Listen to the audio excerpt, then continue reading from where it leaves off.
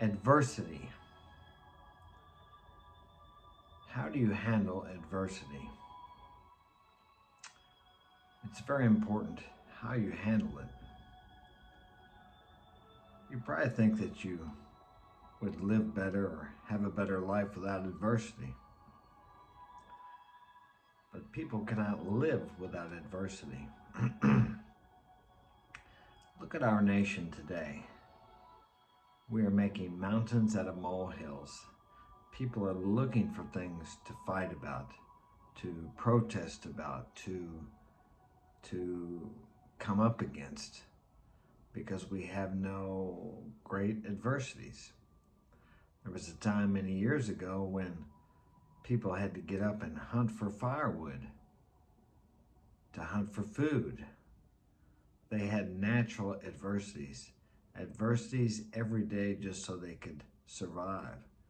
But as time has gone on, we've made things so comfortable and pleasurable that if a man doesn't consciously seek out adversity and challenges, he really doesn't have any. Here in the U.S., you don't have to work.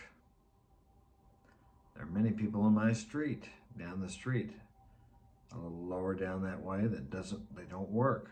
They don't have to work. We have a food pantry right up the street. You can go up there a couple days a week and fill up your box with food. There's programs that'll pay for your housing, electric. This town I live in used to be a very small town, about 3,000 people, but now the population's gone up to 10,000, which some of you would consider small. But there was a time when everyone who lived in town, almost everyone, probably 98% of the people, owned their homes. Now, most of the people who own homes are moving out of town, and most of the houses have become and are becoming rentals. So we have a lot of what we call transient, people who just move in and move away. And there was a time when all the people that owned their homes worked. They had a job. And now many of these people that rent, they don't have a job. Their home is paid for by, I think, an organization called NECAC. It's amazing how things can change in 10, 20 years. I lived in this home many years ago and I had lost it during a divorce. There was some adversity I created subconsciously. And I bought it back about 10 years ago, and had I known the changes in the neighborhood, I wouldn't have bought it back. But I love the home. The neighborhoods, nobody bothers me, but it's not what it used to be because all the houses in the area are rentals, or 90% of them. In contrast to 90% used to be home-owned. The homeowners, people own them and they lived in them. But what I'm making a point here is that we have created such a comfortable, soft, and pleasurable society, which is evident by our obese and overweight statistic of about 75% of the people. I think in my area here, it's probably closer to 95 to 98% of the people are obese or overweight. That we have no adversity. We have nothing to challenge us as men. We have nothing to sharpen us. Adversity creates strength. It creates inner strength. It creates character. There is no other way to get character without adversity and challenges. And as I said earlier, if a man doesn't go out and look for them, they don't come to him as they used to. Life is made easy. What's the old saying? Strong men make good times. Good times make weak men make hard times. I think it goes something like that. And this is very true.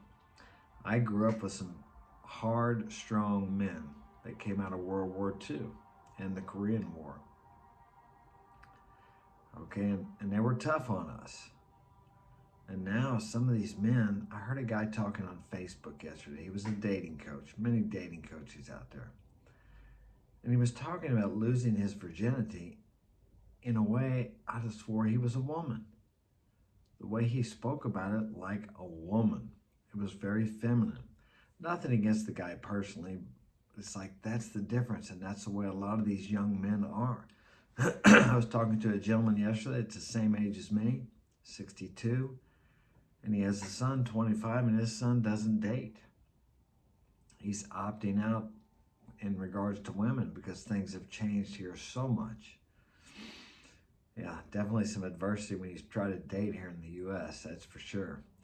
The women have become more masculine and the men are becoming more feminine. Once again, because we have no adversity. The women in the past needed a man because there were so many challenges and adverse situations they could not make it without a man. But men have created a society that's so comfortable and livable that women don't actually need men directly here in the U.S.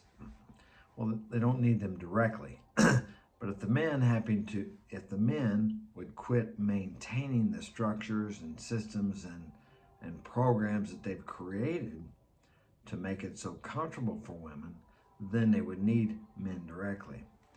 So they've created an illusion, I talk about this all the time, that women don't need men. And they don't need them directly, but they do need them, just as we need women.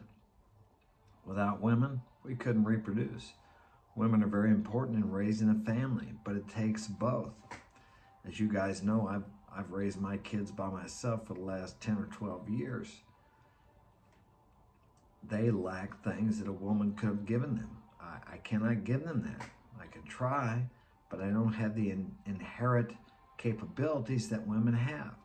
In the same respect, women don't have the same inherent capabilities to handle difficult, challenging, demanding physical situations that men do. A woman can't do everything a man can. Now there are outliers, just as a man can't do everything a woman can. Now, I don't know if there's outliers there or not, because a man can't have a baby, and a man can't nurse. A man cannot care for a baby the same as a woman can. But our society has become complacent. It's become complacent about how nature made things to be. And you can never you can never overcome the way nature has created things. And as we see some of these people trying to do that by changing themselves physically, because they don't feel like they're a certain gender or whether they're male or female. And I'm all for everybody living their life, whatever it happens to be. That doesn't matter to me. But in the end, you can't beat the wind. You can't beat gravity. You may be able to find ways to cooperate with it and use it, such as resistance, but you can't change nature. That's just the way things are. But see, people create these adverse situations because if I back up to where we don't have any big fish to fry, we make mountains out of molehills. We play God, so to speak. We want things because we don't have anything else to focus on. We want things actually, and we fight for things that really we would be ignoring if we had a war going on, or if we had to get up every day just to make it, to wash the clothes on an old wringer washer. I don't know if any of you know what that is, or a washboard, or if you had to go down to the creek to fetch water, or if you had to go to the outhouse to go to the bathroom and it was 20 below zero. These things are challenges. These are all small adverse situations. Isn't it ironic that we've made things so easy that you have to work out just to take care of your physical body? And if you don't, you become unhealthy and overweight like the biggest majority of the people in the U.S. We're eating unhealthy food, we're having unhealthy habits, and thus we have unhealthy bodies.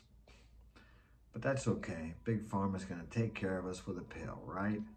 Once again, everybody wants to run away from any kind of pain, adversity, suffering, and difficulties, which is natural for a human to do that. But yet these things cause us to grow. Do you know trees need the resistance of wind? They need the storms. They need the wind in March to knock the dead limbs off them so they can grow bigger. Just in the same way, we need adversity and challenges to knock the deadness and the things in us that we don't need off of us so we can grow bigger and stronger. So my whole gist of this message is don't run away from adversity. Don't run away from challenges. Use them to make yourself a better, stronger, more integrous man. Integrous? A man with integrity. You need that. Just as the grass and the trees need the sun, you need challenges, you need adversity. And as I said, you will seek out something adverse and a challenge that doesn't move you forward. It isn't constructive in your life if you don't have legitimate challenges and legitimate adverse situations, which you can create, which will move you towards your goals and your dreams in life. All right, that's all I have time for today. Thanks for joining me. Take care. Hit that like button. Share this with a friend. See you later.